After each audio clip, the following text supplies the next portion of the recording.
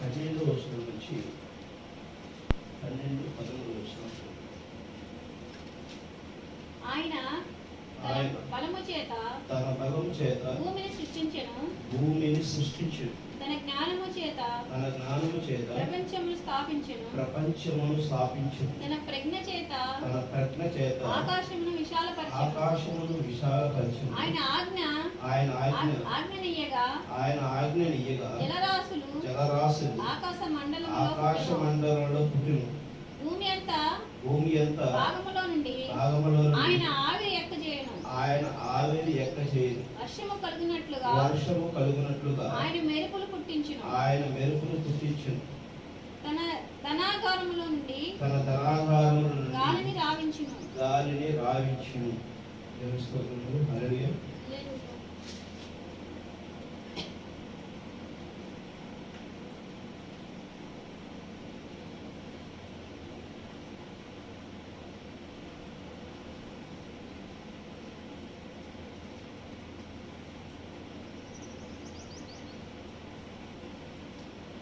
ఇర్మియా 9వ అధ్యాయము 4వ వచనం.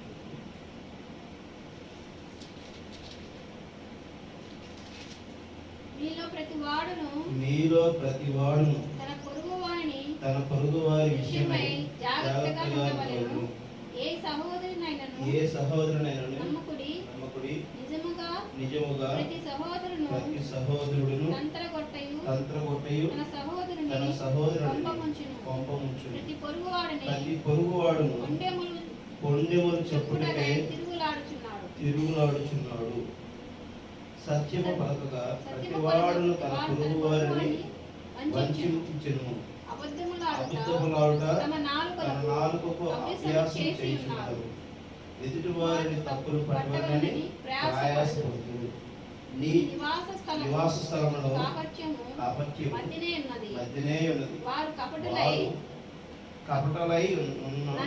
నన్ను తెలుసుకొనగొన్నారు. ఇదే యెహోవా వాక్కు. వారు కపటులై నన్ను తెలుసుకున్నట్లు ఉన్నారు.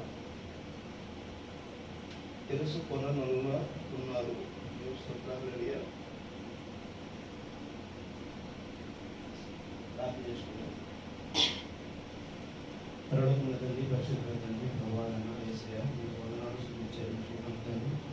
ఇదివరగా మహాదినాలలో ప్రభువా, మహాదినం చేరువుగా మేము ఉన్నాము తండ్రి. మమ్మల్ని క్షమించండి ప్రభువా, మా పాపం నుంచి విముక్తి చేయండి తండ్రి. ప్రభువా, మేము ఈ యొక్క పాపం విముక్తునికి కావటానికి మేము ఏ విధంగా నడుచుకోవాలనో మీరు ప్రభువా ఆది నుంచి మాకు సెలవిస్తున్నారు కదా.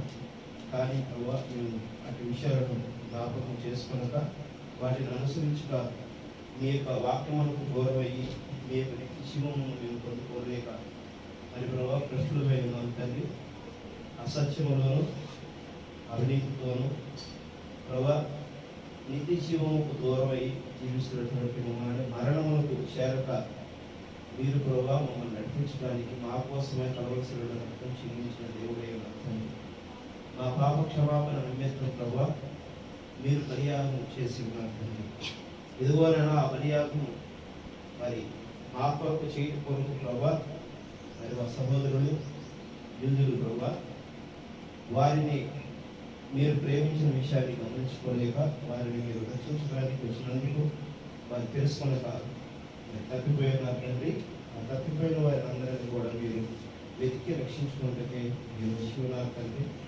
మరి ప్రభావమని దీవించి ఆశీర్వదించి మమ్మల్ని కోరుకొని పోటుకు మీ వాక్యములు మమ్మల్ని శుభ్రపరిచి దీవించగలుగుతారని కోరుకుంటున్నాను. యేసుక్రీస్తు నామములో అడిగి వేడుకుంటున్నాం అన్నట్టు. ఆమేన్.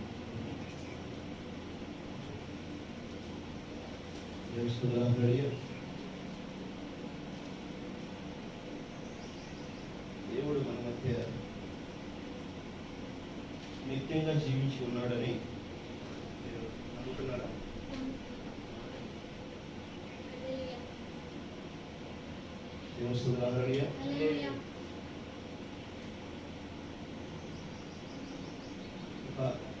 శరీరం మీద మనం ఆశ కలిగి జీవిస్తాం.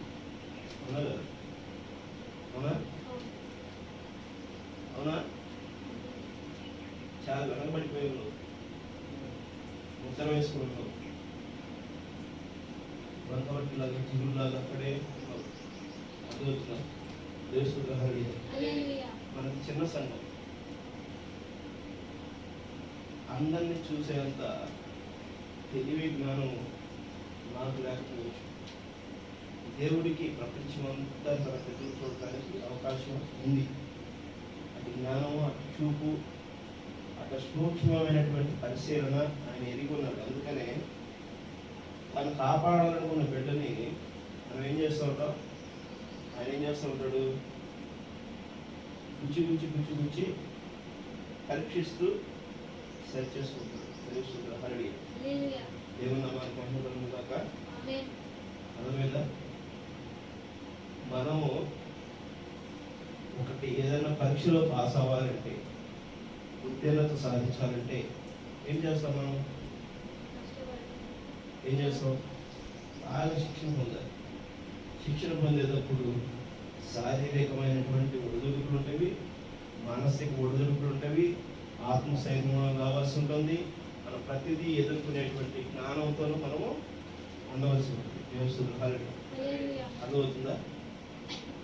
వాటినన్నిటినీ మనం ఎదుర్కొని ఎప్పుడైతే మనం అడుగులు వేస్తామో, మనం వేసే అడుగులను బట్టి, మనం నడిచే నడకను బట్టి, మనం సాధించే ఉత్తీర్ణతని మనము ఏం చేస్తాం? అర్థమవుతుందా? మన పక్కనోడు మనకంటే ముందు కొంచెం మాటలు ఎక్కువ తెచ్చుకుంటాడు, కానీ మనం తెచ్చుకోవట్లేదంటే తాను ఎటువంటి జ్ఞానానికి ఏకాగ్రతనే కలిగి ఉన్నాడు. మరి ఎటువంటి జ్ఞానాన్ని సంపాదించుకోవడం కోసం ఏకాగ్రత కలిగి ఉన్నాడు, ఎటువంటి ప్రణాళిక కలిగి ఉన్నాడు, దానిని మనము గమనించుకోవాల్సింది. దేవుని ఈరోజు సంఘము చాలా జాగ్రత్తగా ఉండవలసినటువంటి సమయమైనది. దేవుని హల్లెలూయా. విన్నావా?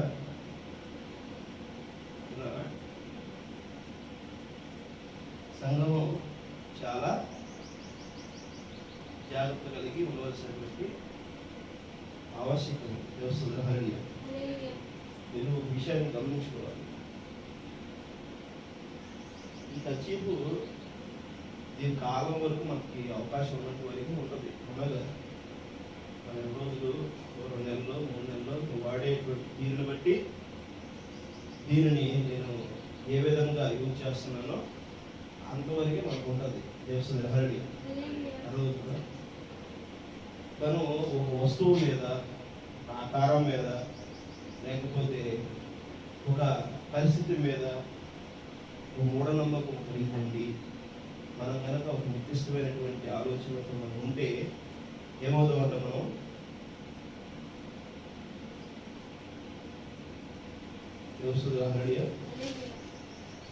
ఏమవుతాం? మనం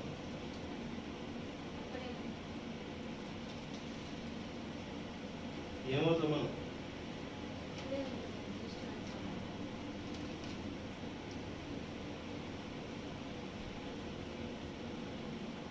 బైబిల్ మీరు క్షుణ్ణంగా పరిశీలించాలి, బైబిల్ని అభ్యసించాలి. నేను చెప్తున్న విషయాన్ని మీరు చాలా జాగ్రత్తగా తెలుసుకుని పాటించండి. దయచేసి ఇది మీకు ఫైనల్ వార్నింగ్, డెడ్ వార్నింగ్. ఇది నేను చెప్తున్నా, ఇది డెడ్ వార్నింగ్. బైబుల్ మీరు చదివి బైబుల్ని అనుసరించకపోతే మరో కొన్ని నెలల్లోనే ఎందుకు ఈ జన్మలో మేము తప్పు చేశాము అని మీరు గుండెలు బాదుకున్నా కూడా ఉపయోగం. గుండెలు బాదుకున్నా కూడా ఉపయోగం. నేను కొన్ని సంవత్సరాల నుంచి హెచ్చరిస్తూనే ఉన్నాను. అందరిని హెచ్చరిస్తున్నా. ఫైనల్గా నాతో పాటు నడిచే వాళ్ళు ఎవరు ఉన్నారో వారితో నేను కలిసి వాక్యం పంచుకోవడం కోసం, వారితో నేను నాకు తెలిసిన విషయాలు చెప్పడం కోసం, దేవుడు నాకు సూచిస్తున్న విషయాలు చెప్పడం కోసం నేను ప్రయత్నం చేస్తున్నాను. దేవుని హల్లెలూయా. 1956 సంవత్సరంలో 11వ నెల 25వ తారీఖు సాయంత్రం ఎర్రబారుచున్న ప్రవక్త ఏంటంటే ఎర్రబారుచున్న ఒక ప్రవక్త అనే వర్తమానము ఈ కాలపు ప్రవక్త మ్యారీ బ్రహ్మ గారు మన మధ్యకి తెలుసుకున్నారు. ఆ వాక్యంలో ఆయన ఏం చెప్తాడంటే సూక్ష్మంగా మనం క్లుప్తంగా చెప్పుకుంటే ఏం చెబుతాడంటే రాబో దినాలు చాలా కఠినంగా ఉంది, నశించిపోయేటువంటి ఒక అగ్ని ప్రజ్వలన జరగబోతుంది, కాలిపోబోతుంది అని చెప్పేసి ఒక హెచ్చరిక ఆయన చేసి ఆ హెచ్చరికకు ఆయన కొన్ని గుర్తులు చెప్పుకున్నాడు. హల్లెలూయా. ప్రభువైన యేసుక్రీస్తు ఆయన హెచ్చరికలకు గుర్తులు చెప్పాడు. ఏలియా ఆత్మ రాబోతున్నది అంతిమ దినాలలో, ఆ మహాదినముకు మునుపు ఏలియా ఆత్మ భూమి మీద కదిలాడును అని చెప్పాడు. హల్లెలూయా. అలాగే తరువాత మోషే ఆత్మ కూడా భూమి మీద కదిలాడుతుంది. హల్లెలూయా. ఈ రెండు ఆత్మలను నువ్వు గమనించకపోతే, ఈ రెండు ఆత్మలను నువ్వు వెంబడించకపోతే ఆ సూచక క్రియ నీకు తెలియదు. ఏ సూచక క్రియ? ప్రభువైన యేసుక్రీస్తు రెండవ రాకడ సూచక క్రియ నీకు తెలియదు. హల్లెలూయా. అర్థమవుతుందా? ఆయన ఎర్రబారుచున్నాను అని చెప్పేసి అనేది ఎర్రబారుచున్న ఒక ప్రవక్త అని చెప్పాడు. హల్లెలూయా. ఇప్పుడు ఏలి ఆత్మ ఎర్రబారుచున్నది. హల్లెలూయా. మీరు గమనించండి. మరి ఆ వర్తమానం చెప్పేటప్పుడే ఏం చెబుతున్నాడంటే, మీరు నా జోలికి వస్తే మీ అంతా చూస్తా, మీ జోలికి నా జోలికి వస్తే మీ అంతా చూస్తా, నా జోలికి వస్తే మీ అంతా చూస్తా అని ఎవరంటారు? అమెరికా అంటుందంట. హల్లెలూయా. అర్థమవుతుందా? అమెరికా అలా అంటుందంట. ఎవరినంటుంది? హెచ్చబడుతుంది రష్యాని. హల్లెలూయా. రష్యానే మరి హెచ్చరిస్తుంది. మరి అప్పుడు అమెరికా ఏ స్థితిలో ఉంది? Top most country. అప్పుడులోనే ప్రవక్త కోర్టుకు అడ్డుకున్నాడు. అప్పట్లోనే 1956 వర్తమానం చెప్పేటప్పుడులోనే అమెరికా దేశము చాలా లగ్జరీ కలిగినటువంటి దేశంగా వెస్ట్రన్ కల్చర్తో ఎంతో ముందుకు వెళ్తారు. ఈరోజు ఆ రోజున మనం 1956లో మన భారతదేశంలో యొక్క స్థితిగతులు ఎలా ఉన్నాయి? హల్లెలూయా. చెప్తున్నారా? 56లో పుట్ల, మీరే పుట్టలేదంటే నేను పుట్ల. మరి అప్పుడు ఎట్లా ఉండేది తెలుసా? మీరు పుట్టిన కాడి నుంచి మీ పరిస్థితులు చూశారుగా. కుటుంబ పరిస్థితులు, మీ చుట్టుపక్కల ఉన్న వాతావరణం, ఇంట్లో ఉన్న పరిస్థితి, మీకున్న వసతులు, ఆర్థిక పరిస్థితులు చూశారు కదా. దేవుని హల్లెలూయా. అర్థమవుతుందా? మనం చూస్తున్నాం. మరి ఇలాంటి పరిస్థితి 1956లో ఉన్నప్పుడు మరి అంతకు మునిపే అమెరికా దేశం ఎలా ఉంది, ఇప్పుడు మన యొక్క పరిస్థితి ఎలా ఉంది? ఆ రోజు అమెరికా ఏ స్థితిలో ఉందో ఈ రోజు ఆ స్థితిలోకి భారతదేశం వచ్చి అంతంతగా వచ్చి ఉండొచ్చు. హల్లెలూయా. అర్థమవుతుందా? పూర్తి స్థాయిలో అప్పటికంటే ఇప్పటికీ సుమారుగా 66 దశాబ్దాలు గడిచిపోయిన తర్వాత కూడా ఆ స్థాయికి మన భారతదేశం ఇంకా ఎదిగి ఉండలేనటువంటి పరిస్థితి. మరి అలాంటప్పుడు మనం ఎంత పరిస్థితులు చూడాలి అంటే, అమెరికా ధనవంతు దేశము, లేకపోతే ఫెసిలిటీస్ ఉండేటువంటి దేశంగా, లేకపోతే అక్కడ ఏదో గొప్ప దేశంగా అనట్లేదు. వారు ఉన్న పరిస్థితిని రెచ్చగొట్టారు. మరి ఏది చూసుకుని వారు రెచ్చిపోయి ఉండేవాళ్ళు తెలుసా? వారికి పరిపాలన సౌలభ్యం తీసుకోవాలి. రెండు, అత్యద్భుతమైనటువంటి ఆర్మీ ఉంది. హల్లెలూయా. మూడోది, అధికమైనటువంటి జీడిపి కలిగి ఆర్థిక పరిస్థితులు కలిగినటువంటి దేశం ఏంటి? హల్లెలూయా. ఈ మూడు పరిస్థితుల ప్రయాణ ప్రభావంతోనే అమెరికా ఒక అత్యున్నతమైనటువంటి స్థానంలో ప్రపంచానికి ఒక పెద్దన్న పాత్ర పోషిస్తూ వస్తుంది. గమనించండి. అలాంటి పరిస్థితుల్లో అమెరికా ఉంటే మొదటిగా 2001వ సంవత్సరంలో ఏం జరిగింది? ఏం జరిగింది? 2001 సంవత్సరం ఏం జరిగింది సార్? బిన్ లాడెన్ ఒక యుద్ధ విమానాన్ని తీసుకెళ్ళి ఎగబెట్టాడు. ఎక్కడికి వచ్చేసాడు? ఆ పరిపాలన సౌలభ్యం కలిగిన అమెరికా దేశంలో ట్విన్ టవర్స్ మీద చేశాడు. హరళి అక్కడ కూర్చడం వల్ల వాళ్ళ పరిపాలన సౌలభ్యం ఏమైపోయింది? దెబ్బతినిపోయింది. వాళ్ళ నిఘా మొత్తం కూడా దెబ్బతినిపోయింది. వాళ్ళ ఇంటెలిజెన్సీ అంతా కూడా వారు అక్కడ ఫెయిల్ అయిపోయారు. అర్థమవుతుందా? దేవస్థానం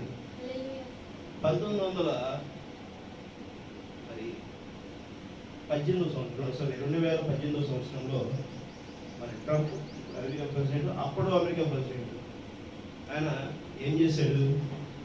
ప్రపంచానికి middle of country, middle of head quarter ఇజ్రాయిలే అని చెప్పి అనౌన్స్ చేశాడు. తెలుస్తుంది. ఆ టైంలో వాళ్ళ ఆర్థిక పరిస్థితులన్నీ కూడా దెబ్బతింటాయి. ఇప్పుడు అమెరికా చాలా నిశ్చితం. మరి వాళ్ళకి ఏమైంది? ఇంటెలిజెన్సీ దెబ్బతినిపోయింది, అదేవిధంగా ఫెయిల్ అయిపోయింది.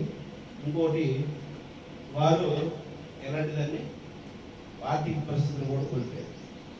నా జోలికి వస్తే నేను ఎంత చూస్తా, నా జోలికి వస్తే నేను ఎంత చూస్తా అనే దేశం యొక్క పరిస్థితి ఆ విధంగా అయిపోయింది.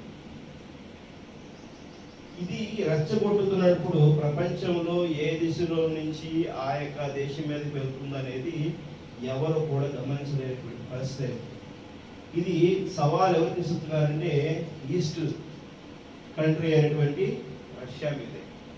రష్యా ఇప్పుడు అత్యాధునికమైనటువంటి ఆర్థిక సంపద, పరిపాలన సౌలభ్యము, అదే సేమ్ టైము వాళ్ళకు ఉన్నటువంటి ఆర్మీ బలగాలు, వారి యొక్క నిఘా చాలా అత్యుత్తమైనటువంటిది. ఇప్పుడు వీరు అలా రెండు విధాలుగా వీరు కావాలని చేసింది కాదు. ఇది దేవుడి యొక్క ప్రణాళిక అయినది. ఇది ఎవరు చేసింది కాదు. ఆల్రెడీ వాళ్ళు వీక్ అయిపోయిన విషయాన్ని వీరు కూడా గమనించకుండా అదిగో పులి ఇదిగో మేకానట్టుగానే అమెరికాను చూసి ఇంకా కొంతమంది అవుతున్నారు. వాస్తవంగా అమెరికా ఒక డెవలప్ దేశం అయింది. ఆ విషయము వాక్యము వర్తమానం గమనించినటువంటి వధువుకు తెలుసు. ఆమె పరిపాలన సౌలభ్యంగా ఉంటూ ఓటనే గాంభీర్యపోతూ ప్రదర్శన అమెరికా చేస్తుంది. కానీ అమెరికా ఏ దేశాన్ని యుద్ధంలో ఎదుర్కొనే శక్తి లేదు. ఎందుకంటే దేవుడు అక్కడ లేడు. అమెరికాకి ఎప్పుడు దేవుడు వెళ్ళలేదు. ప్రపంచము అన్యుల వైపు నుంచి, ఆ యొక్క యూదుల వైపు నుంచి అన్యుల వైపు దేవుడు తిరిగాడు. ప్రవక్తలని, ఆయన శిష్యులను నా శిష్యులుగా చేయటానికి తూర్పు దిక్కున, ఉత్తర దిక్కున, పడవ దిక్కున, దక్షిణ దిక్కున పోండి అని చెప్పేసి తన 11 మంది శిష్యులను పంపించాడు. ఆ క్రమంలో సువార్త వెళ్ళింది. ఆమె సువార్త అంటేనే క్రీస్తు నామము పరిచయం చేస్తుంది. ఇప్పుడు మనకి ప్రతి ఒక్క వ్యక్తి తెలుసు. మహాత్మా గాంధీ కూడా తెలుసు, అలాగే డాక్టర్ బిఆర్ అంబేద్కర్ కూడా మనకు తెలుసు. కానీ ఆయన జీవితంలో ఎలాంటి ఒడిదుడుకులు ఎదుర్కొన్నాడు అనేది ప్రతి ఒక్క వ్యక్తికి తెలియదు. భారతదేశంలో 141 కోట్ల మంది జనాభాకి అంబేద్కర్ గురించి తెలుసు, అంబేద్కర్ పేరు తెలుసు. అర్థమవుతుందా? గాంధీ పేరు తెలుసు, భగత్ సింగ్ గారి పేరు తెలుసు. కానీ ఆయన ఎలాంటి పరిస్థితులు ఎదుర్కొన్నాడు, ఆయన ఎలాంటి పరిపాలన సౌలభ్యం చేశాడు, ఆయన ఏ విధమైనటువంటి క్రమశిక్షణ బాధ్యతలు చేశాడు అనేది అందరూ తెలుసుకుంటారు. అలాగే ప్రవీణ యేసుక్రీస్తు గురించి కూడా ఈ ప్రపంచానికి సంపూర్ణంగా తెలియదు. ఆమె అది తెలుసుకోవాలనే ఆసక్తి కలిగినటువంటి వారికి మాత్రమే వారు వెతికి ఆయనని కనుగొంటారు. ఆమె అర్థమవుతుందా? ఆయనని వెతికి కనుగొనాలి. ఆయన నశించిపోయిన దాన్ని వెతికి రక్షించడానికి వచ్చాడు. దేవసుందరయ్య, నీలో ఏదో నశించిపోయినది, ఆ నశించిపోయిన దాన్ని వెతికి రక్షించడానికి ఆయన పాప పరిహారం చెల్లించాడు. దేవసుందరయ్య ఆ విధంగానే ఆయన మనం ఎప్పుడైతే క్రీస్తుని వెతికి క్రీస్తు యొక్క రాజ్యం ఏంటి, ఆయన పరిపాలన ఏంటి, ఆయన ఎలా ఉన్నాడు, ఏం చేస్తున్నాడు అనే దాన్ని మనం ఎప్పుడైతే గుర్తు చేసుకుంటామో, ఆయన ఆజ్ఞ గైకొని ఉంటామో, కనాను దేశానికి మోషే గారు ఇతనికి మరి 20 లక్షల మంది జనాభాని 40 సంవత్సరాలు పట్టిస్తున్నాడు. 20 లక్షల మంది జనాభాని 40 సంవత్సరాల పాటు ఆయన కనాడ దేశానికి తీసుకెళ్తుంటే ఎత్తబాట్లు ఎవరున్నారు? కనాడ దేశానికి చేరిన వారు ఎవరున్నారు? మిగిలిన వారు అందరూ ఎందుకు తప్పిపోయారు? ఆ యూదులని దేవుడు ప్రేమించి అక్కడికి వచ్చాడు. ఎన్ని సంవత్సరాలు వచ్చాడు? 430 సంవత్సరాలు వచ్చాడు. అర్థమవుతుందా? అలానే వారి యొక్క 430 సంవత్సరాలకి ఎవరైతే మొదటిగా నష్టపోయి దేవా మేము ఎవరు మరణానికి వెళ్ళిపోతున్నాం, మమ్మల్ని క్షమించిన ఆయన, మరి ఆశీర్వదించిన ఆయన అని ప్రార్థన చేసినటువంటి తన యొక్క తల్లిదండ్రులు, పితృలు, తాత ముత్తాతలు ఎవరైతే ఉన్నారో వారి యొక్క ప్రార్థనని దేవుడు ఆలకించాడు. కానీ వారిని వెంట పెట్టుకుని తీసుకెళ్ళాలి. వారి యొక్క పిల్లలని, పిల్లల హృదయాలను, పిల్లల యొక్క జీవనాన్ని, పిల్లల యొక్క జీవితాలని ఆయన ఏం చేశాడు? కనాను దేశానికి పెట్టాడు. ఆమె ఈ 40 సంవత్సరాలు వాళ్ళు ప్రయాణం చేసిన వాళ్ళు ఇజ్రాయెల్ దేశంలో బయలుదేరినటువంటి వాళ్ళు కనాను దేశానికి వెళ్ళే లోపు ఎంతమంది మరణించి ఉన్నారు? ఎంతమంది పుట్టి ఉన్నారు? అవునా? తెలుసుకున్నారు. అవునా కదా? ఎంతమంది మరణించారు, ఎంతమంది పుట్టారు? తెలుసుకున్నారు. నిద్రబాబు ప్రభువైన యేసుక్రీస్తు కూడా 3 సార్లు చెప్పాడు. నిద్రబాబు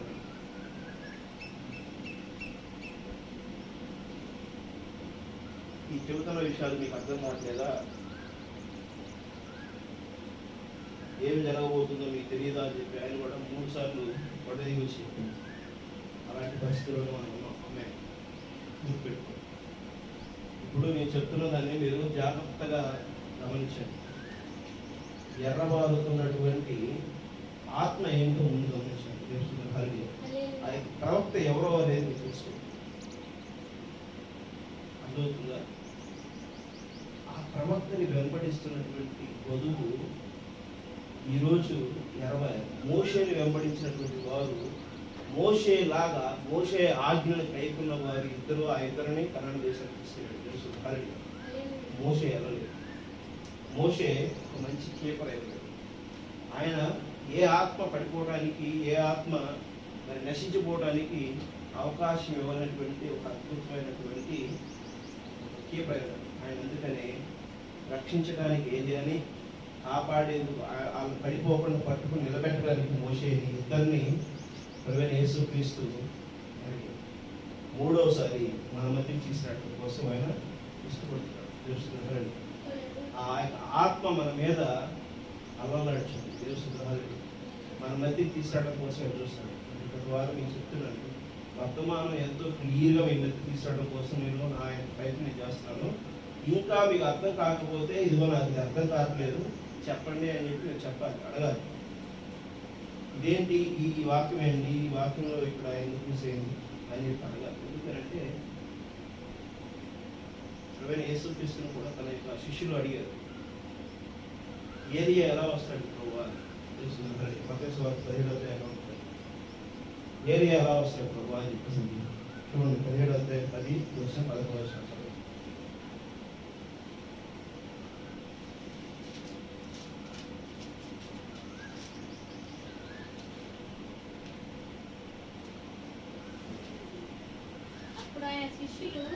అప్పుడు ఆయన శిష్యులు ఎలాగైతే ఏలియా ముందుగా రావాలని శాస్త్రులు ఎందుకు చెప్పుచున్నారని ఆయనను అడిగిరి. అందుకు ఆయన ఏలియా వచ్చి సమస్తమును చక్కబెట్టును మాట నిజమే. ఆయనను ఏలియా ఇదివరకే వచ్చును. వారు అతనిని ఎరుగక తమకు ఇష్టం వచ్చినట్లు అతని ఎడల చేసిరి. మనిషి కుమారుడు కూడా అలాగే వారి చేత శ్రమను పొందబోచున్నారని నీతో చెప్పుచున్నాను నేను. ఆమేన్. అర్థమవుతుందా? ప్రభువైన యేసుక్రీస్తు మొదటి రాకడలో, రెండో రాకడలో ఏలియా, మోషే ఆత్మలు ఉన్నాయి. అవి గమనించాలి ఎవరు కూడా. అర్థమవుతుందా? ఏలియా ఆత్మను ఎక్కడ గమనించలేదు, మోషే ఆత్మను గమనించలేదు. వారు ఏలియా ఆత్మను, మోషే ఆత్మను గమనించక ఏం చేశారు? మెస్సయ్య వచ్చాడు అనేటువంటి విషయాన్ని ఇజ్రాయెల్ గుర్తించలేదు, సిలువకు అప్పగించారు. ఆమేన్. అర్థమవుతుందా? దేవస్తులు అర్థమవుతుందా? గమనిస్తున్నారా? ఇప్పుడు అన్నిల వైపు ఉన్నటువంటి దేవుణ్ణి కూడా అన్నిలు గుర్తించరు. అర్థమవుతుందా? అన్నిలు దేవుడిని ప్రవేణ యేసుక్రీస్తు పేరు తెలుసు, ప్రవేణ యేసుక్రీస్తు రెండో రాకడ వస్తాడని తెలుసు. ఆయన రెండో రాకడికి వచ్చి మన పక్కన నిలబడిన విషయం కూడా మనం మాట్లాడతాం. ఏంటి యేసు బాగున్నావా అని చెప్పేసి అని అంటాం. అదే అసలు నిజమైనటువంటి యేసు అనే విషయాన్ని మనం గమనించాం. ఎప్పుడు గమనించిన వీళ్ళు నరకంలో పడిపోయినప్పుడు. ఆ నరకం ఎప్పుడు ఛాలెంజ్ చేస్తుంది, అమెరికా రెచ్చగొడుతుంది కదా. ఒక అణుబాంబు పడితే దానికి ఒకదానికి లింక్ అయి ఉంటుందంట. దేవస్థానం చూడండి, ఒకదానికి లింక్ అయి ఉంటుంది.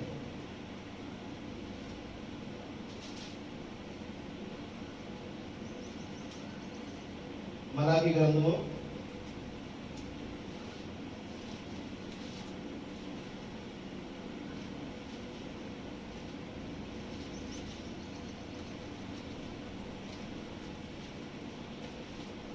4వ అధ్యాయము 4వ వచనం.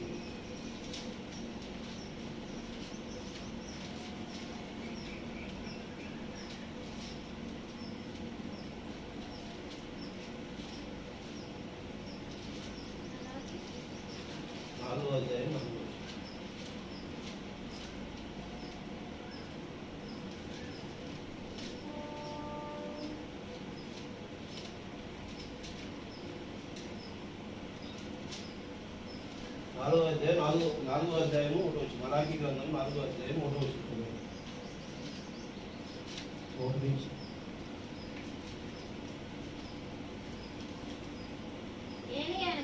ఏలయనగా నియమింపబడిన దినము వచ్చుచున్నది, పొలిమి కాలునట్లు అది కాలును. గర్విష్ఠులందరూ దుర్మార్గులందరూ పొయ్యి కాలు వలె ఉందురు. వారిలో ఒకరిని వేరేనను చిగురైనను లేకుండా రాబో దినమున అందరినీ కాల్చివేయునని సైన్యములకు అధిపతి యెహోవా సెలవిస్తున్నాడు.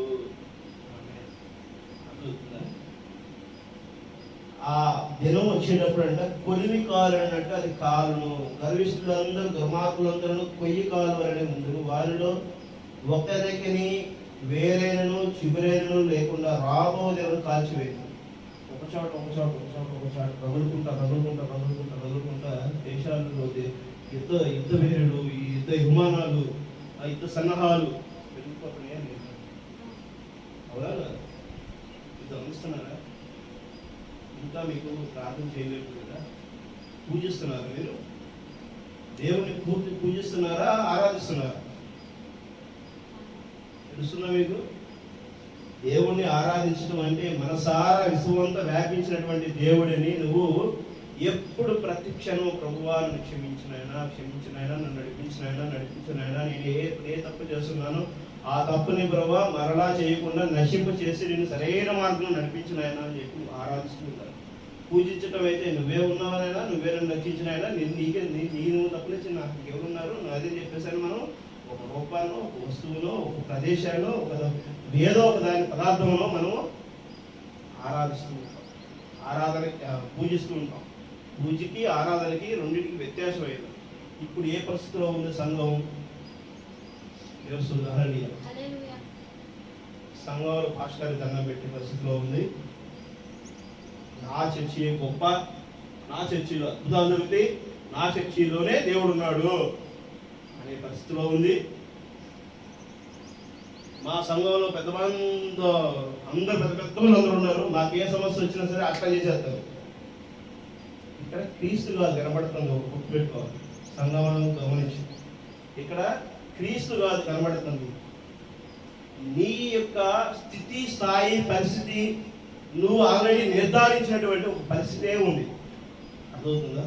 సంఘం ఎక్కడ పడిపోతుందో, స్త్రీ ఎక్కడ కోల్పోతుంది, ఎక్కడ బుద్ధి కలిగిన కన్యకలు ఉన్నారు, ఎక్కడ బుద్ధి లేని కన్యకలు ఉన్నాయో గమనిస్తున్నారా? దేవసుద్రహాల్య ఈ రోజు వర్తమానంలో ఉన్న వాళ్ళు కూడా డబ్బు రెప్పట్లాడుతున్నారు. డబ్బు మీద డబ్బు సంపాదించాలి రంపట్లాడుతున్నారు. దేవసుద్రహాల్య కొంతమంది అంటారు కూడా, నన్ను కూడా ఏమని? బ్రదర్ నువ్వు కొత్త వచ్చావు కాబట్టి నీకు తెలుసు, మేము చాలా నుంచి ఉన్నాము, పడి దేనికోసం కదా, మాకంటే ఏమైనా ఉన్నాయా? ఏమీ లేవు. ఇల్లు లేదు, ఉండటానికి తినడానికి తిండి లేదు, ఉన్న పరిస్థితులు లేదు. నువ్వేం చేసావు బ్రదర్? దేనికోసం వచ్చావు నువ్వు దేనికోసం వచ్చావు? శుభ్రం చేయడానికి కదా వచ్చింది, శుభ్రం చేయడానికే కదా నువ్వు వచ్చింది. నీ జీవితం త్యాగం కదా. నన్ను వెంబడించే వారు నా యొక్క భార్యలు ఉన్నారు, అది నీ బాధ్యత. ఆ బాధ్యత నెరవేర్చడం కోసం దేవుడిని అడుగు. వారిని ఎలా చూసుకోవాలి, ఎంతమంది చూసుకోవాలో దేవుడు నీకు ఇస్తాడు. ఆమె అర్థమవుతుందా?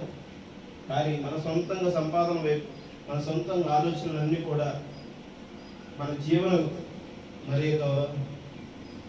ఉపాధి వైపున చూస్తున్నారు. ఈరోజు చాలా పరిస్థితులు దారుణంగా ఉంది. అందుకనే దేవుడు ఏం చేస్తున్నాడంటే తన యొక్క పిల్లల్ని ఎప్పటికప్పుడు నేర్పుకుంటానే ఉన్నాడు. తన వాక్యం గురించి చెప్పడం కోసం నేర్పుకుంటానే ఉన్నాడు. ఎప్పుడైతే తన వాక్యంగా చెప్పబడుతుందో అది సంఘం వైపున దేవుడి తోడుకుంటుంది. ఆమె అదవుతుందా? నేను ఏం చెప్పానో దానినే చేయండి. మీరు అలా చేయకపోతే ఒక రోజున మీరు సమాధానం చెప్పుకోవాలని చెప్తున్నాడు. అదవుతుందా? ఎందుకంటే ఇది ఎక్కువ టైం తీసుకునేటువంటి సమయం కాదు. అదవుతుందా? 6 దశాబ్దాల్లో మనకి ప్రవక్త హెచ్చరికలు చేస్తూ వచ్చినటువంటి పరిస్థితి. ఈరోజు చివరి కాలము ప్రవక్త ఎక్కడ నిలబడి ఉండాలి? నీ మాటలో నిలబడి ఉండాలి కదా, నీ క్రియలో నిలబడి ఉండాలి కదా, నీ చూపులో నిలబడి ఉండాలి కదా, నీ సంఘంలో నిలబడి ఉండాలి కదా. నీ ప్రవక్తని నువ్వు కనపరచలేనప్పుడు ఈ ప్రవక్త ఏమవుతున్నాడు? ఎరబాయట్లేదా? అర్థమవుతుందా? కొలిమిలో మరి వస్తువు పెట్టి వేడి చేస్తున్నప్పుడు ఏంటది? శ్రమే కదా, అవునే కదా. ఆ వాక్యము పుట్టమి బయటికి రావడం కోసము నువ్వు పెడుతున్న శ్రమని, నువ్వు పెడుతున్న ప్రవక్త యొక్క మాట అడ్డంకుని ఆ పుట్టమిలో నుంచి ఏదో ఒక సందర్భంగా పగులుకునే వస్తుంది. ఆమె అర్థమవుతుంది నేను చెప్పింది? అర్థమవుతుందా? నిజమైన వాక్యము బోధ ఎవరు ఎన్ని సంఖ్యలేసి బంధించినా, ఎన్ని రకాలుగా సంఘంలో కట్టుబడి చేసినా ఆగదని. దేవుడు ఎదుర్కొనటానికి ఎవరినో ఒకరిని లేపుతుంటాడు. తెలుస్తుంది హల్లెలూయా. దేవుని యొక్క వాక్యమును వైపున నడపడటం కోసము, తన యొక్క గొర్రె పిల్లను కాపాడటం కోసం ఆయన ఖచ్చితంగా ఆయన కనపరుచుకుంటాడు. ఆమె అర్థమవుతుందా? ఎవరైతే ఆ గొర్రె పిల్లను చూడాలని ఆశ కలిగి ఉన్నారో, ఎవరైతే వాక్యమును చేర్చుకోవాలని ఆశపడుతున్నారో, ఎవరైతే వాక్యంతో నడవాలని ఆసక్తి కలిగి ఉన్నారో అట్టి వారిని దేవుడు ఎప్పుడు సంరక్షించడం కోసము, ఆయనను పరిరక్షించడం కోసము నా యొక్క చెయ్యి కొరసయ్యలేదు, మీ మొర వినలేనంత నేను మరి చెవి లేని వారిని కాదని చెప్పాను. అర్థమవుతుందా? అందువల్లనే నువ్వు మొరపెట్టు, నువ్వు దేవుని కోసము ఎదురు చూడమంటున్నావు, కానీ నీ ప్రార్థనే ఉండట్లేదు. ఉంటుందా? ప్రార్థన ఉంటుందా? అది నీకే తెలియదు. ఎందుకనంటే ఇది హెచ్చరిక చేయడం వరకు నా వంతు. దేవుడు ప్రతి ఒక్క బిడ్డకి నేను చెప్తానన్నాడు. ఆమె అర్థమవుతుందా? ప్రతి ఒక్కరికి నేను వచ్చేటువంటి విషయాన్ని నేను చెప్పే వస్తానన్నాడు. ఆమె ఇప్పుడు ఈ మాట దేవుడిదే అయితే నీకే అది. దేవుడు చెప్తున్న మాటని తోసివేస్తావో, ఆ మాటని పట్టుకొని నిలబడతావో, ఆయన కోసం ఎదురు చూస్తావో లేదా అనేది ఈ క్షణంలో నువ్వు నిర్ణయించుకో. ఆమె హల్లెలూయా. అర్థమవుతుందా? బైబిల్లో నరకం ఎక్కడ లేదు, మనమే నరకాన్ని తెచ్చుకుంటే ఏమవుతుందంట? చిగురైనను వేరైనను లేకుండా రాబోదును అందరినీ కాచివేనని సైన్యములకు అధిపతి యెహోవా సెలవిస్తున్నాడు. అయితే నా నామమందు భయభక్తులు గలవారు మీకు నీతి సూర్యుడు ఉదయించును, అతని రెక్కల ఆరోగ్యము కలగజేయును.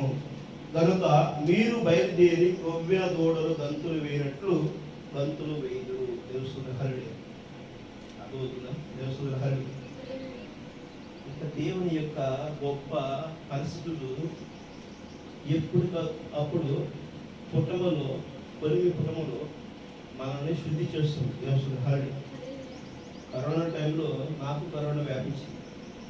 ఆ టైంలో నన్ను దేవుడు రక్షించాడు. దేవుడు హరణి. మరి నేను 2013లో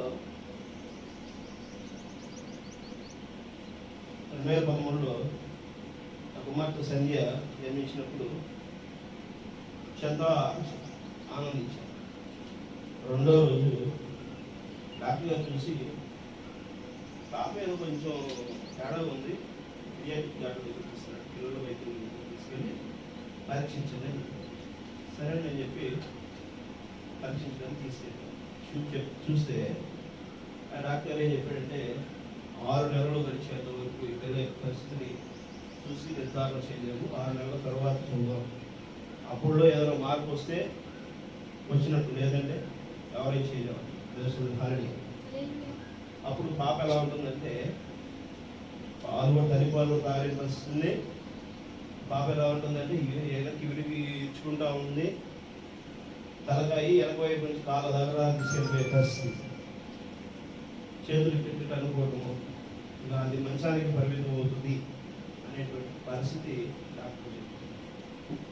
మరి నాకు 6 నెలల వరకు చూశాను, ఏంటో పరిస్థితి తెలియదు. సరే ఒకసారి దేవుడు చిత్తం, మరి మనం కూడా చూద్దాం అని చెప్పేసారని ఒక హాస్పిటల్కి వెళ్ళాను, కార్పొరేట్ హాస్పిటల్. వాళ్ళు చూసి ఈ పిల్ల డెవలప్మెంట్స్ ఉంటుంది కదా, కష్టం కదా అమ్మాయి అని చెప్పాను. పర్లేదండి చూడండి అంటే దాని యొక్క కొన్ని రక్త సేకరణలు చేసి టెస్ట్ పంపించాను. జీన్స్ టెస్ట్ చేసి పూణే పంపించాం, టెస్ట్ చేశాను, కన్ఫర్మ్ చేశాను. కన్ఫర్మ్ చేసిన తర్వాత నాకు తెలిసినటువంటి, నాకు దగ్గరగా ఉన్నటువంటి నా ఫ్యామిలీ డాక్టర్ సత్యనారాయణ గారి దగ్గరికి, పనికుమార్ దగ్గరికి ఈ విషయాన్ని తీసుకెళ్ళి వారిద్దరితో చర్చించి ఏం చేద్దామని చెప్పేసారంటే,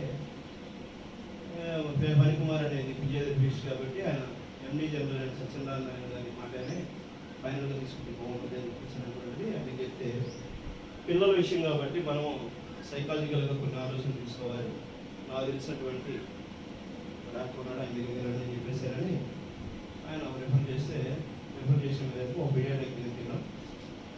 ఈ పిల్ల కష్టపడి 10 సంవత్సరాలు ఎక్కువ తీసుకెళ్ళిపోయినాం. సరే ఇంకో డాక్టర్ దగ్గరికి వెళ్ళాం.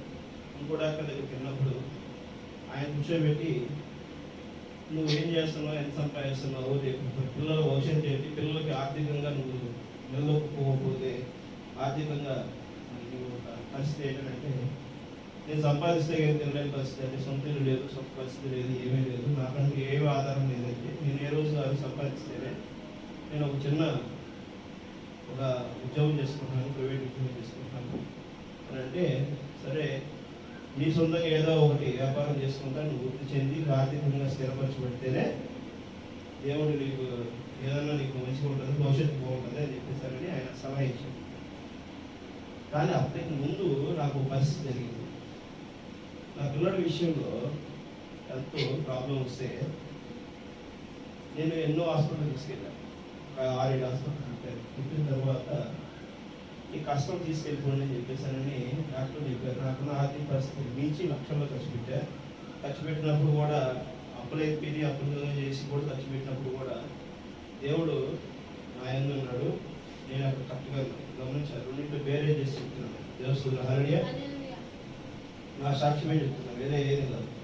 సరే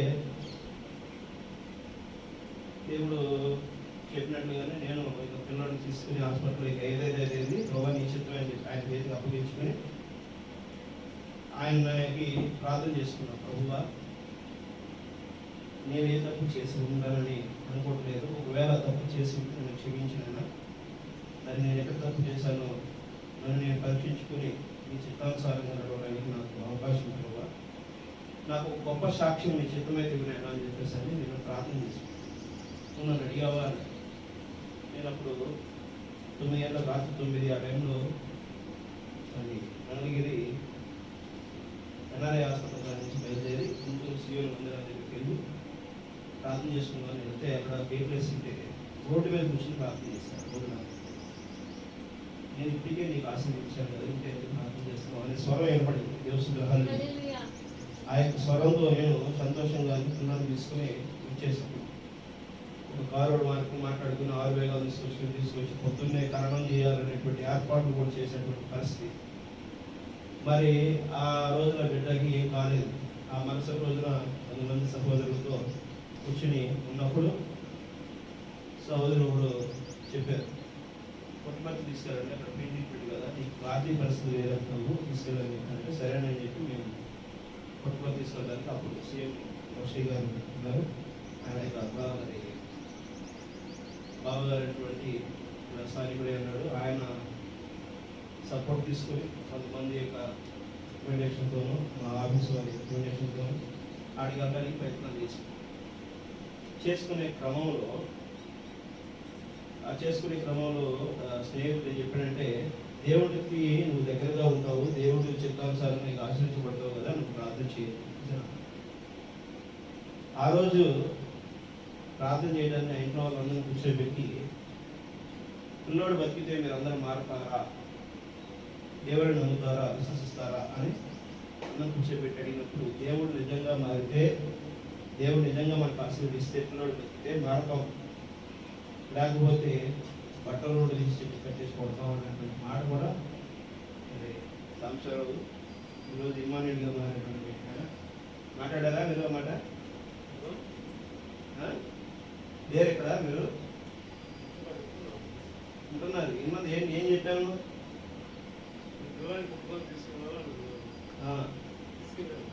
అప్పుడు మీరు అన్నారా ఆ మాట? నేను ఇప్పుడు ఏం మాట్లాడుతున్నాను మీకు వినపడుతుందా? అవునండి, సాక్ష్యం చెబుతున్నాం మేము ఇప్పుడు. అప్పుడు ప్రార్థన చేసామా లేదా, చెట్టు కట్టేసి కొడతామని చెప్పి అన్నారా అనలేదా మీరు? అనలేదు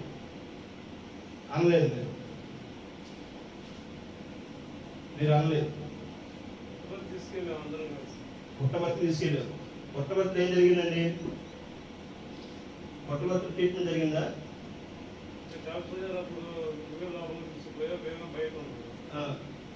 వచ్చారా మీరు అప్పుడు? మొదటిసారి వచ్చారా? అప్పటికి ఏమైంది? రెండోసారి బాగా ఉంటేనే తీసుకెళ్ళారా, లేకపోతే ఏమైందని చెప్పి తీసుకెళ్ళారు? 24 గంటలు బతుకుతానన్నప్పుడు రెండోసారి ఎన్ని నెలల తర్వాత తీసుకెళ్ళారు? సాక్ష్యం చెప్పండి. మీకంటే ముందు మీ శరీరంతో మీరు ఉన్నారు, ఇప్పుడు మార్గం పొందిన తర్వాత కూడా సాక్ష్యం చెప్పాలి కదా. అవునండి, మొదటిసారి మీరు రాలేదు, అప్పటికి బతికే ఉన్నాడు కదా. రెండోసారి తీసుకెళ్ళామంటే బతికే ఉన్నాడు కదా. మరి మొదటిసారి తీసుకెళ్ళే ముందుగా ఇక్కడ ప్రార్థన చేశాం కదా ఇంట్లో, భగవంతుడి బ్రదర్ సత్యం నేను భగవంతుడి ప్రార్థన చేశాను, బతికిస్తాను, దేవుడి ప్రార్థనలో బతుకుతాడని. అప్పుడు మీరు అన్నారు కదా, బట్టలు తీసి కొడతామన్నారు కదా, బతికించలేకపోతే. ఎందుకని అంతసేపు రెట్టిస్తున్నారండి? ఎందుకు అంతసేపు రెట్టిస్తున్నారు? అంటే దేవుని మీరు గుర్తారలా, దేవుడు మిమ్మల్ని దీవించింది కదా, దేవస్తుంది కదా అడిగా. మరి ఆ విధంగా ఒక జరిగిన విషయాన్ని కూడా దేవుని నామానికి మహిమపరచుకోవడానికి, దేవుని యొక్క నిత్య జీవము పొందుకున్నదాన్ని కూడా మనం చెప్పలేనటువంటి ఒక నిర్జీవమైనటువంటి స్థితిలో మనం ఉన్నామంటే, నిజంగా దేవుడు ఎంత హేయమైనటువంటి బతుకులు మనకి ఇచ్చాడు, ఎంత దుర్మార్గమైన బతుకులు బతుకుతున్నాం. మనం తినే యొక్క ప్రతి మెతుకు కూడా దేవుని గుర్తెరగేది. మరి మీరు ఎందుకంటే ఇంకా ప్రభాతి భోజనం చేస్తారు, మరి మీరు ఎందుకని మరి ప్రొవైడ్ యేసుక్రీస్తు బాప్టిజం తీసుకున్నారు? ఏమి నమ్మి తీసుకున్నారు అసలు మీరు? జరుగుతుంది లైవ్, ఏమి నమ్మి తీసుకున్నారు? ఎందుకు కూర్చుంటున్నారండి మీరు ఆదివారం? నాకు అర్థం కావట్లేదు. మమ్మల్ని పరీక్షించడానికి నువ్వు పరీక్షించు, నువ్వు నశించిపోవడం నేను చూస్తూనే ఉంటా. ఆమె నీ ప్రాణము రేపు అగ్నిలో దహించి వేయడం నేను చూస్తూనే ఉంటా. ఆమె మరి కొన్ని నెలల్లోనే ఉన్నది. దేవుని మహిమ కలుగును కాక. మరి అలాంటి సాక్ష్యమును మేము కలిగినప్పుడు, మరి పిల్లల విషయంలో కూడా అలాంటి పరిస్థితి జరిగినప్పుడు డబ్బు సంపాదించాలనే ఆలోచనతో మరి కొన్ని వ్యాపారాలు చేశాము. దేవుడికి దూరమైన క్షణంలో పరిస్థితుల్లో దేవునికి మనం నేను దూరం అవటం వలన ఎంత ఆర్థిక పరిస్థితులు మరి నేను తెచ్చుకున్నానో, ఆర్థికంగా ఎంత ఎదిగానో అంత మీద కుళ్ళు కుతంత్రం కలిగిన వ్యక్తులు కూడా బయలుదేరారు. నేను ఎక్కడ నాశనం చూడాలని ఆశించకూడదు. మీరందరూ నేను కూడా నేను నీ చిత్తం నీ చేతిలో నన్ను తీసుకున్నానైనా, నేను ఎక్కడైతే కోల్పోతున్నానో దాన్ని నన్ను కాపాడినైనా అని చెప్పేసి నేను ప్రార్థన చేసుకుంటున్న టైంలో నాకు ఆ యొక్క కరోనా కాలంలో మరి దేవుడు అటువైపు తిప్పాడు, తండ్రుల హృదయం వైపు తిప్పాడు. నా యొక్క పరిస్థితిని ఆయన మెరుగుపరిచాడు. దేవుడు హల్లెలూయా. నాకు ఆర్థిక పరిస్థితుల్లో నేను ఇబ్బందుల్లో ఉండొచ్చు కానీ నా దేవుడు నాతో ఉన్నాడు. నా దేవుడు నాతో ఉన్నాడు కాబట్టి ఈ రోజు ఇన్ని పరిస్థితులు, ఇన్ని ఎదురు దెబ్బలు జరుగుతున్నా కూడా నేను నిలబడి ఉండడానికి దేవుడు చూపించాడు. కానీ మనము ఏదైతే మనము ఆశీర్వదించబడామో దాన్ని దేవుడి యొక్క నామములో మనము ఒప్పుకోకపోతే అది మనం బతికున్న వ్యర్థమే వ్యర్థమే వ్యర్థమే వ్యర్థమే అది అవునా కదా?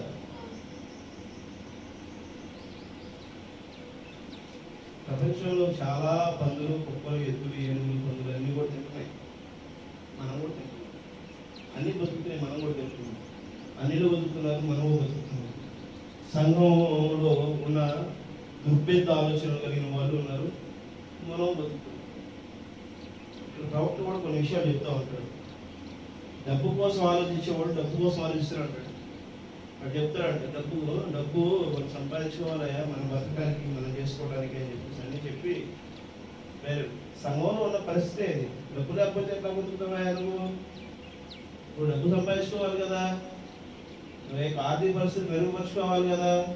నువ్వు వాడు అలా చేస్తాడు, నువ్వు కూడా నవ్వుతుంది అని చెప్పేసి అని నువ్వు కూడా పుట్టకాన్ని పొందుకో, నువ్వు కూడా చలాకీగా చాకచక్యంగా నువ్వు కూడా నడుచుకోవాలి అని చెప్పి చెబుతూ ఉంటారు. ఈరోజు సంఘంలో అలాగే ఉంది పరిస్థితి. ఇది దేవుడు చెప్పట్లా, నేను మీకు ఏ బోధ చేశానో అదే బోధను మీరు ప్రపంచానికి చెప్పండి అంటారు. ఆమె మీరు నా మాదిరిగా ఎలాగైతే శిష్యులయ్యారో మీరును ఆ విధముగా శిష్యులు తయారు చేయండి అని చెప్పి పంపించాడు. ఇప్పుడు కొలిమిలో వేయబడినటువంటి ప్రవక్త తన యొక్క వధువు యొక్క వర్తమానాన్ని ప్రకటించడానికి ఎంతో వేదన పడుతున్నాడు. ఆమె అర్థమవుతుందా? ఏరే ఆత్మ అల్లలాడుతుంది ఆ జనులను అటువైపు తిప్పడం కోసం. ఈరోజు నేను మీకు చెప్పడం కోసం, మీ దగ్గర జరిగిన సాక్ష్యాన్ని మీరు చెప్పుకోవడానికి కూడా మీరు అంత అవమానంగానో అంత ఒప్పుకోనిస్తుంది. అదే మీరే కాపాడారంటే ఎస్ నేను కాపాడకపోయినా నేను కాపాడని చెబుతాను, కాపాడకపోయినా నేను కాపాడని చెబుతాను. ఎందుకంటే నువ్వు గొప్పోడు, దేవుడు కాదు, దేవుడు కాదు, నువ్వు గొప్పోడు. దేవుడు నమ్మని మహిమ కలిగిన కాక ఇక్కడ దేవుడు మాత్రమే శాశ్వతమైన. గుర్తుపెట్టుకోండి, గుర్తుపెట్టుకోండి. మీరు ప్రకృతిని ప్రేమిస్తున్నారు, ప్రకృతిలో ఉన్న వస్తువులను ప్రేమిస్తున్నారు, ప్రకృతిలో ఉన్నటువంటి వాటిని మీరు ఆరాధిస్తున్నారు, పూజిస్తున్నారు. ఆ ప్రకృతి ఆ వస్తువులని, ఆ చెట్లను, ఆ యొక్క భవనాలను, ఆస్తులను అన్నింటినీ కొల్లగొడుతుంది. అవునా కదా? అవునా కదా? పెద్ద తుఫాను వస్తే చెట్లు పడిపోతున్నాయి. మూర్ఖులారా నిద్రలేవండి అంటున్నాను. దుర్మార్గమైన బుద్ధితో ఉన్నవారు ఇది ఒక విషయాన్ని గమనించండి. ఈ ఒక్క విషయాన్నైనా సరిగ్గా గుర్తు పెట్టుకుని ఇప్పుడైనా మార్చుకోండి. తుఫాను వస్తే చెట్లు పడిపోతున్నాయి, భూకంపం వస్తే మరి మీరు కోరుకున్నటువంటి ఏదైతే భవనాలు ఉన్నాయో, ఏదైతే మరి రూపాలు ఉన్నాయో, ఏదైతే మీరు ఆరాధిస్తున్నాయో ఇవన్నీ కూడా నశించిపోతున్నాయి. జల ప్రళయం వచ్చేసి నీటిలో మునిగిపోయినవి కూడా ఉన్నాయి. కొన్ని పెద్ద పెద్ద పట్టణాలు, చారిత్రాత్మకమైనటువంటి పట్టణాలు. అర్థమైందా? ఎందుకని ఓ తుఫానా నా యొక్క శిష్యులు భయపడుతున్నారు, ఆగు అంటే ఆగిపోయింది కదా తుఫాను. సముద్రం నెమ్మదించు అంటే ఆగిపోయింది కదా. అవిందా లేదా? గలియా దేశానికి ఆయన వెళ్ళేటప్పుడు ఆ సముద్రం మీద ప్రభువైన యేసుక్రీస్తు నీటి మీద వస్తున్నప్పుడు అన్నాడా లేడా? అన్నాడా? వాక్యాన్ని మీరు గమనిస్తున్నారా? ఆయన ఆధీనంలో ఉన్నవి కదా ఇవన్నీ. ఆయన ఆధీనంలో ఉన్న ప్రకృతి ఆయన ఎలాగ రూపుమాపుతుంది? ఆరాధిస్తున్నటువంటి ఏదైతే మీరు విశ్వసిస్తున్నారో, ఏదైతే మీరు కావాలనుకుంటున్నారో ప్రకృతి సంబంధంగానే ఉంది. ఏ చెట్టు అయినా, ఏ యొక్క భవనమైనా, ఏ ఒక రూపమైనా, ఏదైనా సరే ఈ ప్రకృతిలో భాగమైంది. ఈ ప్రకృతిలో భాగము ఎందుకు నశించిపోతుంది? ఎందుకు కాలగర్భంలో కలిసిపోతుంది? ఎందుకు త్రొక్కవేయబడుతుంది? ఎందుకు? ఆ ప్రకృతి, పంచభూతాలు దేవుని ఆధీనంలో ఉన్నవే కదా. మూర్ఖుడా, నిద్ర లేదు. నీకెక్కిన మదం దించుకో, మోకరిచ్చి నిజంగా నేను ఒక కుడిపిని, నేను నిజంగా ఒక పనికిమాలినోడిని, నేను ఒక నన్ను గొప్పగా ఊహించుకొని నేనే సర్వ సృష్టికర్తలే అని అనుకుంటున్న ఒక దుర్మార్గుడా, నువ్వు నేర్చుకో. ఇప్పటికైనా దేవుడి దగ్గరకు వచ్చి నీ పాపమును ఒప్పుకో. అర్థమవుతుందా? ఎవరి కోసం చెప్తున్నావు? ఏమి నీ కోసమా, నా కోసం చెబుతుంది? ఎవరి కోసం? ఎన్ని హెచ్చరికలు తెలుస్తుంది. రాబోతున్న ఉగ్రత ఎవరి కోసం? దేవస్తోత్ర హల్లెలూయా. ఎవరి కోసం? ఎవరి కోసమయ్యా? చూస్తావా మే నెలలో ఏం జరగబోతుందో? ఇప్పుడు అనుభవం పడబోతుంది భారతదేశంలో. హైదరాబాద్ మీద టార్గెట్ చేసుకుంది. తెలుసా మీకు? తెలుసా? తెలియదు. సింధు నది జలాలు మొత్తాన్ని పాకిస్తాన్ మీద వదిలేశారు. ఇప్పుడు భారతదేశానికి పాకిస్తాన్కి యుద్ధం జరుగుతుంది, యుక్రెయిన్కి రష్యాకి యుద్ధం జరుగుతుంది, ఇజ్రాయెల్కి కొన్ని దేశాలకు యుద్ధం జరుగుతుంది. ఇప్పుడు ఎన్ని దేశాలు ఆకచావులతో వస్తున్నారు? సిరియా, ఇరాన్, ఇరాక్, ఎన్ని దేశాలు ఆకచావులతో బాధపడుతున్నాయి. టర్కీ దేశంలో భూకంపం వస్తే ఈ రోజు ఏమీ లేదు. కొన్ని 13 బిల్డింగ్లు అధిపతి అయ్యండి, రోజుకి నెలకు వచ్చి లక్షల్లో సంపాదించుకుని అద్దులు వచ్చితే అద్దులతో తిని బతికేటువంటి వ్యక్తి భూకంపం వస్తే ఆ 13 ఇల్లు కూలిపోతే ఆయన రోడ్డు మీద భిక్ష ఎత్తుకుని బతుకున్న పరిస్థితి మనం మీడియాలో చూసాం. అర్థమవుతుందా? మనం ఏదైతే కట్టామో లక్షల 100 కోట్లు పెట్టి బిల్డింగ్ కడుతున్నారు. భూకంపంతో ఆ 100 కోట్లు ఏమైపోతాయి? 100 కోట్లు ఏమైపోతాయో తెలియదు. కానీ నీ బుద్ధిని నువ్వు మార్చుకోవాలి. నీ విలువైన దొంగలించబడకుండా ఉండేటువంటివి మార్చుకోవాలి. నువ్వు ధనం కూడా పెడితే ఏదో ఒక రోజు చెదరబెట్టిపోతుంది. నువ్వు ఆస్తిపాస్తులు పెంచుకుంటే ఏదో ఒక కూడా అవి ఖాళీ బూడిదైపోతుంది అని వాక్యం చెబుతున్నా లేదా? తెలుసుకుంటారు. మరి నీ బుద్ధి కదా నువ్వు కూడగట్టుకోవాల్సింది, నీ బుద్ధి కదా నువ్వు సరి చేసుకోవాల్సింది, నీ బుద్ధి కదా నువ్వు చేయాల్సింది. డబ్బా జీవాన్ని బతికించేది, డబ్బా జీవాన్ని బతికించేది, నీ మరణాన్ని జయించేది డబ్బా. చెయ్యి. ఎన్ని యజ్ఞాలు చేశారు కరోనా టైంలో? లక్షల కోట్లు పెట్టారు. ఏం బతికించలేకపోయారే? ఎందుకు బతికించలేకపోయారు? నువ్వు సరైన మార్గంలో వాక్యానికి తగిన విధంగా నువ్వు నడుచుకుంటే, వాక్యాన్ని నువ్వు కనుక జ్ఞానం కలిగి ఉంటే, నువ్వు సరైనగా ఉంటే ఒక రోజున నీ సహోదరుడు నేను గుర్తిస్తాడు. నిజంగా దేవునికి వాక్యం కలిగినటువంటి బిడ్డలు కదా, వీరిని కదా నేను వెంబడించాల్సింది, వీరితో కదా నేను స్నేహం చేయాల్సింది, వీరితో కదా సహోదర ప్రేమ కలిగి ఉండాల్సింది అనేటువంటి పరిస్థితిని నీ యొక్క మాటలే కాదు, నీ క్రియలు, నీ ఆలోచనలు, నీ ప్రవర్తించేటువంటి ప్రవర్తన అన్నింటితో తెలుసుకుంటారు రోజు. కానీ దేవుని బిడ్డను ఎప్పుడు కూడా ఎవరు కూడా అంగీకరించారు. గుర్తుపెట్టుకోండి, మంచిని ఎప్పుడు అంగీకరించారు, మంచి ఎప్పుడు చేదుగా ఉంటుంది. ప్రభువైన యేసుక్రీస్తు నిన్ను నన్ను రక్షించడానికి వచ్చాడు అంటే ఆయన తీసుకొని శిలువలో అప్పగించిన వాళ్ళు 2025 సంవత్సరాలు ఆయన ఇప్పటి వరకు ఇజ్రాయెల్ దేశము నాకు గుర్తించలేదు మెస్సీయా వచ్చాడనే విషయాన్ని. అంతే జరుగుతుంది. నువ్వు గుర్తెరిగి ఉన్నప్పుడు నువ్వు జాగ్రత్తగా ఉండు. నువ్వు ఎదుటి కోసం వారి కోసం ప్రార్థన చేయి. వారిని ఆశ్రయించబడటానికి వారి కోసం ప్రయాసపడు. నువ్వు రక్షించబడటమే కాదు, ఎదుటి వాడి రక్షణ కోసం కూడా ప్రార్థన చేయాలి. ఆ ప్రార్థన చేసే మనసు నిజంగా నీలో ఉంటే ఆదివారం నువ్వు క్రమంగా వచ్చి బైబిల్ పట్టుకోకుండా, నువ్వు వాక్యం చదువుకోకుండా కూర్చుని వెళ్తా ఉండే ఒక పనికిమానుడిగా ఉండవు. గుర్తుపెట్టు, నేను చెప్తాను. మీరు ఒక సిగ్గులేని జీవితాలు బతుకుతున్నారు.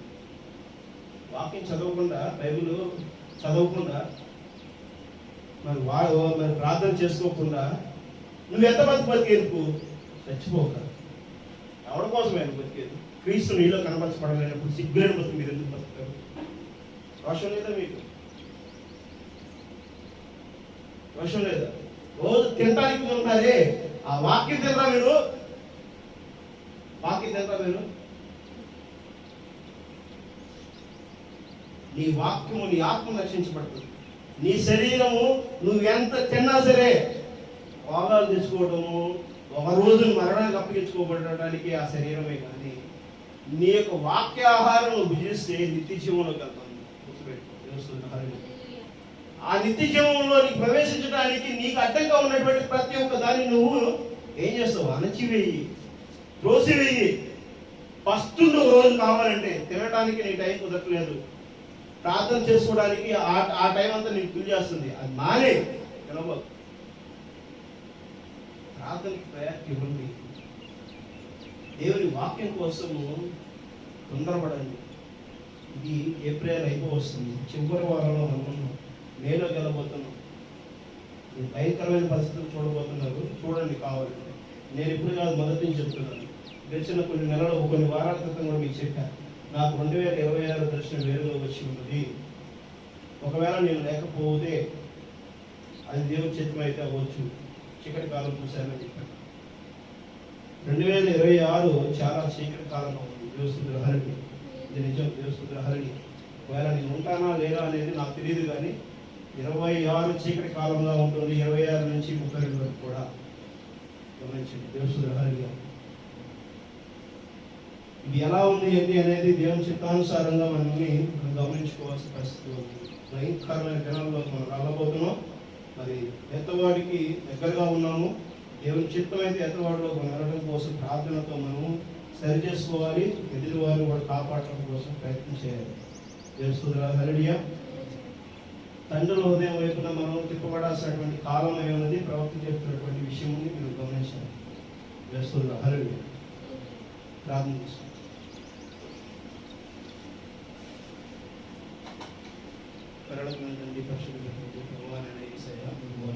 చెల్లించుకుంటున్నాం తండ్రి. ప్రభా, నేరుగా ప్రభా మీరు మాతో మాట్లాడినారు తండ్రి. ప్రభా, మీ యొక్క గొప్ప సాక్ష్యముగా మరి మేము నిలబడలేకపోతే మా జీవితం ఎదుగుతుంది. ప్రభానైనా మీ యొక్క నామాన్ని కనపరచడంలో, మీ యొక్క ప్రభా మహిమార్థమైన జీవితంలో ప్రభావ మీకు కనపరచబడుకోవడంలో, రాబో రాజ్యంలో మేము నిలబడటానికి మాతో ప్రభా మరి యొక్క మా బంధువులు, మిత్రులు, శత్రువులు అందరూ రావడం కోసమే ప్రార్థిస్తున్నాం తండ్రి.